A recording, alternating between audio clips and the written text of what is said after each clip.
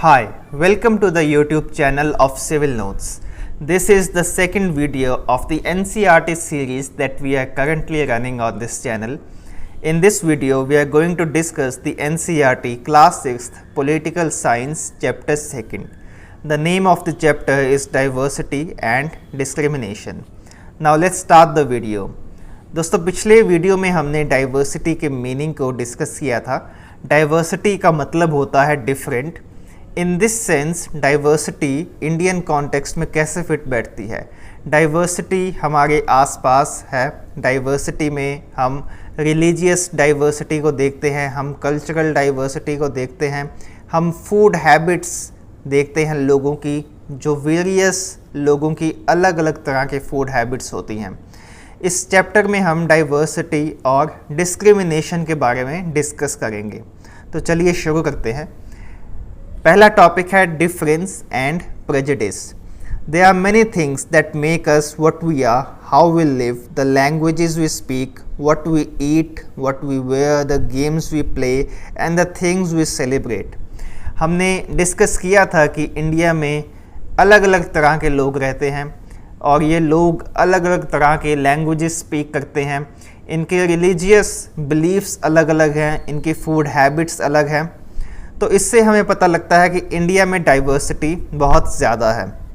India में 8 major religions के हर तरह के लोग प्रेजेंट हैं और यहाँ पे हमारे प्रीएम्बल में सेकुलरिज्म है, यानी कि लोग कोई भी तरह का रिलीजन प्रैक्टिस कर सकते हैं। उन्हें रिलीजन अपनाने की और रिलीजन प्रैक्टिस करने की पूरी तरह से छूट है।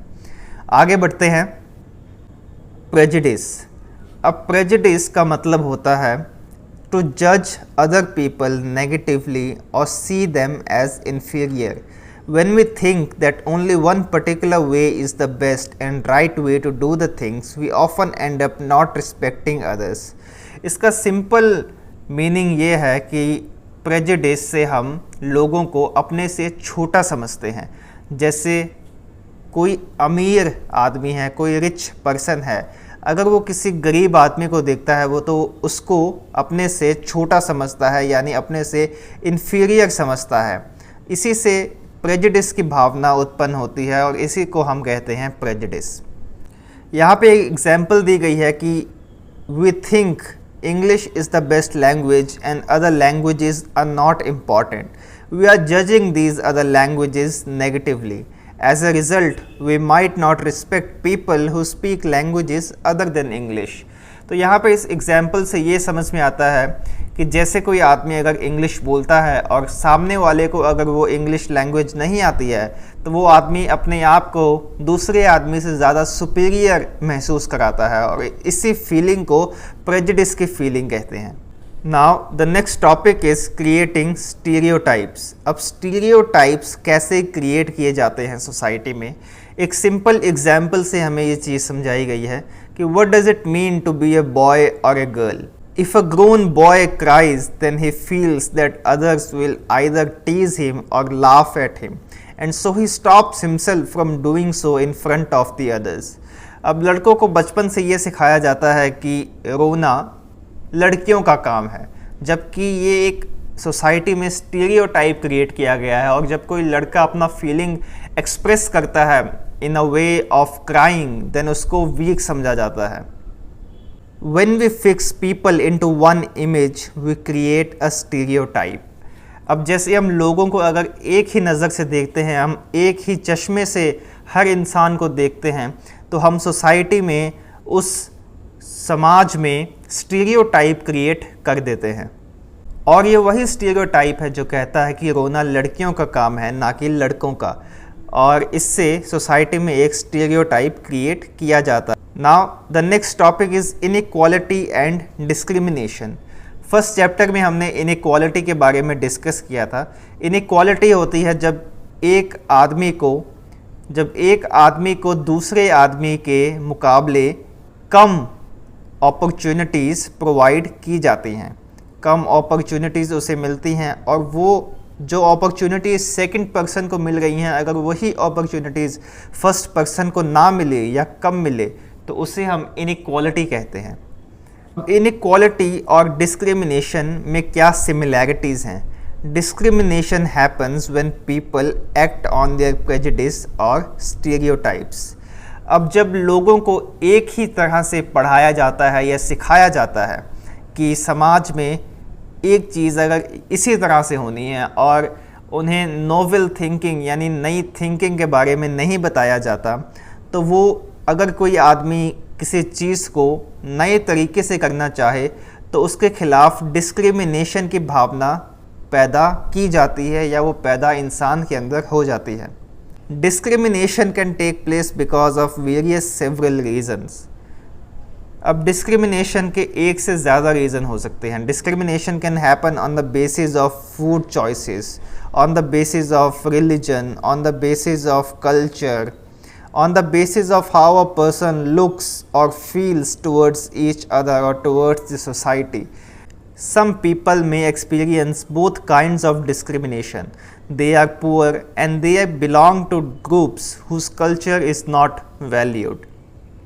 अब सोसाइटी में डिस्क्रिमिनेशन जैसे मैंने बताया food choices, religion, culture, how a person looks, इस बेसिस पे किया जाता है। लेकिन मेनली ये किसी इंसान के अमीर या गरीब मतलब उसके इकोनॉमिक स्टेटस पे और उसका कल्चर अगर समाज में वैल्यूड नहीं है तो ये डिस्क्रिमिनेशन बहुत ज़्यादा बढ़ जाता है। अब यहाँ पे एक कॉमन स्टीरियोटाइप की एग्जांपल दी गई है। A common stereotype about Muslims is that they are not interested in educating girls and therefore do not send girls to school. However, studies have now shown that poverty amongst Muslims is an important reason why Muslim girls do not attend school or leave schools after a few years. अब इस example से हमें ये बताया गया है कि समाज में एक कॉमन स्टीरियोटाइप है कि मुस्लिम्स अपनी लड़कियों को स्कूल नहीं भेजते हैं, जबकि स्टडीज़ में ये पाया गया है कि ये जो क्लेम है वो पूरी तरह से फॉल्स है। मुस्लिम्स एक माइनॉरिटी हैं और उन्हें इक्वल अपॉर्चुनिटीज़ नहीं प्रोवाइड की जाती है। मतलब यहाँ पे हमें डिस्क्रिमिनेशन के बारे में बताया गया है और उसका मेन रीज़न जो बताया गया है वो है पॉवर्टी का, ना कि जो स्टीरियोटाइप समाज में फैलाया जाता है। अब डिस्क्रिमिनेशन जो होता है वो जॉब्स के बेसिस पे भी होता है, यानी पर्सन किस टाइप का जॉब सोसाइटी में कर रहा है। अब यहाँ पे बताया गया है कि people are engaged in different kinds of work like teaching, carpentry, pottery, weaving, fishing, farming etcetera to earn a livelihood. However, certain kinds of work are valued more than others. Activities like cleaning, washing, cutting hair, picking garbage are seen as tasks that are of less value, and people who do this work are seen as dirty or impure.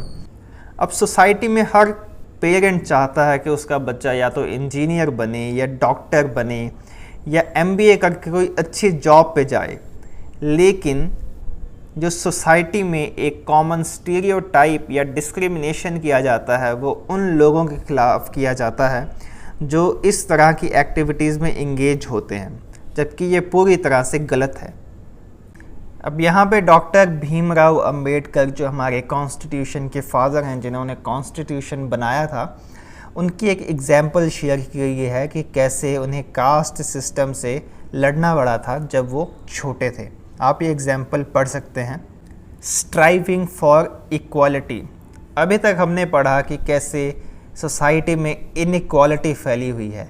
अब जब लोगों की inequality या लोगों पे discrimination ज़्यादा हो जाता है तो now there is bound to be a revolution, there is bound to be a revolt against the present system.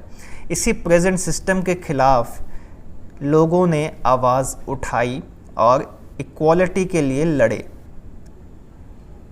अब यहाँ पे एग्जाम्पल बताई गई है कि the struggle for freedom from British rule also included with in it the struggle of large groups of people who not only fought against British but also fought to be treated more equally. Dalit women, tribal, peasants fought against the inequalities that they experienced in their lives. अब यहाँ पे independence movement के दौरान ही जो दलित थे, जो women थी, जो ट्राइबल लोग थे, जो पेजेंट थे, कामगार लोग थे, उन्होंने भी समाज में अपने लिए इनइक्वालिटी के लिए लड़ाई लड़ी और वो इसमें काफ़ी हद तक कामयाब भी रहे। यहाँ पे एग्जाम्पल दी गई है कि Dalits demanded a right to enter in the temples, peasants and tribals fought to release themself from the grasp of the money lender and they charge high rates of interest. The peasants from whom high rates of interest were charged and their land was also grabbed, उनकी ज़मीन ले ली जाती थी अगर वो interest नहीं पे कर पाते थे, तो इसके खिलाफ भी रेवोल्यूशन शुरू किया गया। The writers of Constitution also said that respect for diversity was a significant element in ensuring equality। जो हमारे कॉन्स्टिट्यूशन के रचयिता थे, जिन्होंने हमारा कॉन्स्टिट्यूशन बनाया, उन्होंने भी कहा था कि डाइवर्सिटी की रिस्पेक्ट की जानी चाहिए। They felt that people must have the freedom to follow their religion, speak their language, celebrate their festivals and express themselves freely. और यही आइडियाज़ जो हैं हमारे प्रीएम्बल में भी दर्ज किए गए हैं। Therefore, India became a secular country where people of different religion and faiths have the freedom to practice and follow the religion without any fear of discrimination।